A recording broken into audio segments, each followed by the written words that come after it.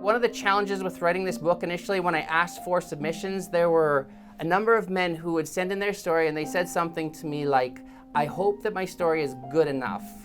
That's tough, right? Because there's nothing more powerful or more sacred than someone's story. And who am I to say, that one's not. So there are many challenges, but at the end of the day, we still were able to get 16 men in the book, and then we were able to have 2 women who were able to talk about the ways in which they can support us as men. I had been stuffing my emotions down and drowning them with alcohol until I finally decided to become a little bit more vulnerable. All healing is self-healing, and I was the one who had to take charge of that.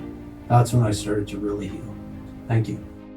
Before we put a voice to our pain, there was so much fear that we were going to be judged, perceived as weak, that it would maybe ruin our reputation.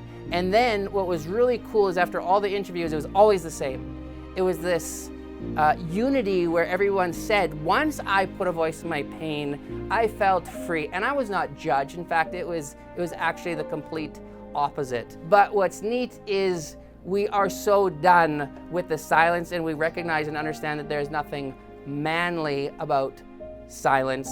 And so I am incredibly honored, humbled, grateful for what we've created.